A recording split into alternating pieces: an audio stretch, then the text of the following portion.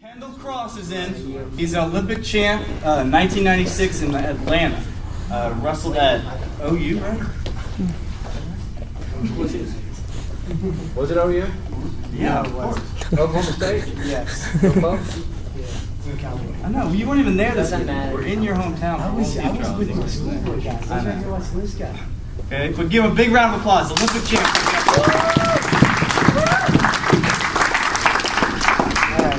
Okay, so what we're going to do, talk to Jordan about some top-bottom stuff. You guys are getting ready for a collegiate meet. And so what I'm going to do is show some legs.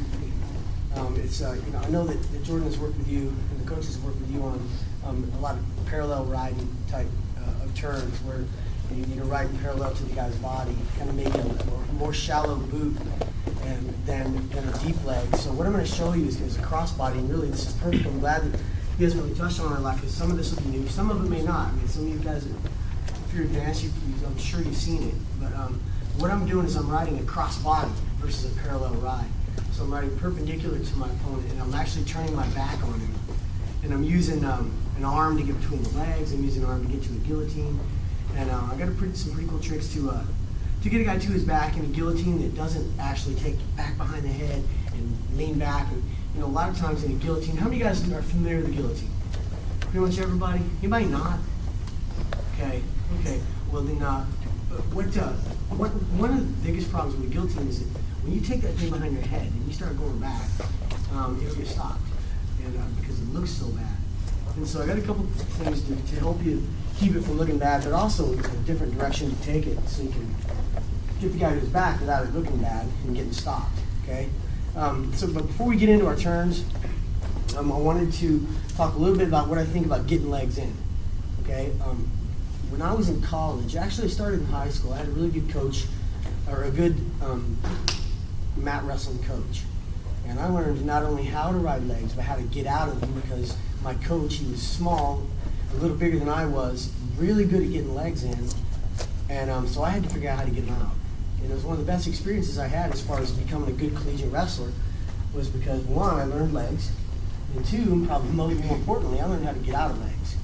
And so maybe if we have a little bit of time, I can talk about that too.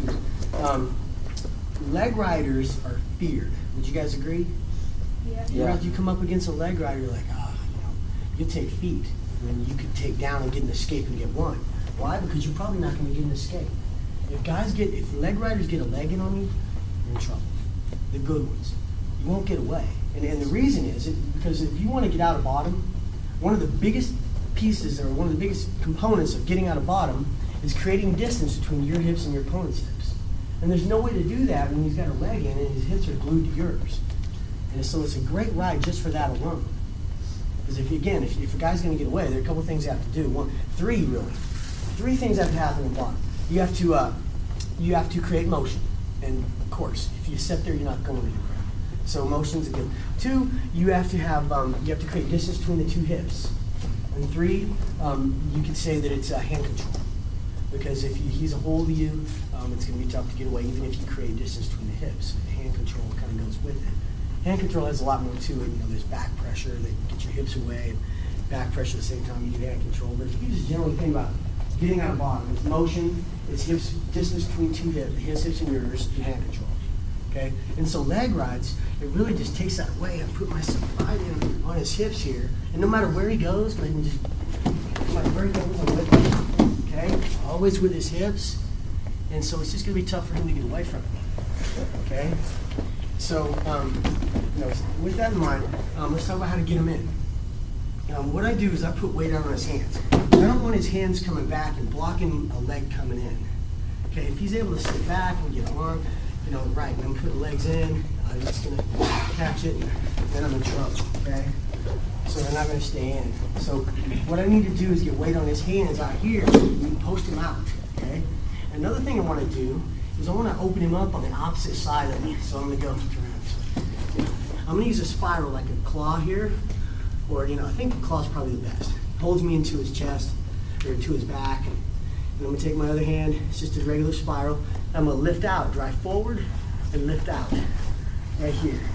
Put pressure right here. And then I'm going to step in, leg. and go into a cross body, okay? So I've seen guys put legs in here on the near side, and I think, you know, it makes sense to do that because you're on this side, but in the same breath, it's congested over here. You know, I don't like putting them in over here because it's just not, you know, if you got a knee forward, you know, what am I going to do there? I've seen guys look and do this, get it out, but frankly, I don't like it. Because once you get it in, you have a hand here. And once you get it in, you can always be pulled underneath. Oh, okay? So, I always felt comfortable doing it on the opposite side that I'm on. So I'm driving them forward and I'm going to open them up. I'm going to get this open and then leg in, okay? So I'm here, claw in, drive forwards, kind of spiral out, get that leg open, leg in. And then I'll let go, elbow in his armpit. And then so right here, first thing that I want to try to pay attention to is making sure that I'm not going to fall off or that I'm going to stay with his hips, okay? What helps me with this is I don't leave my hand over here or over here. If he takes it from me and it pulls me under, you know, he sets to a hip, right, he can get his shoulder out, and I'm in trouble. Okay, so what I do when I get my leg in is I go right here. I'll put my elbow into his side. You can hang here if you want. This is where it's going to eventually go anyway. And then another thing I can do here to hold myself in is hold this hip and I pull my chest in. I'm like kind of bowing my chest into the back and pulling myself in here and here. And then that glues my hips to his. And of course I've got my toe laced, okay? This right here. I can hang here. I can do this. If I want to come power half and it kind of holds me in. If I can drop my knee over his hip and hook his toe, then I can start working up here. And I don't have to be so tied in down here.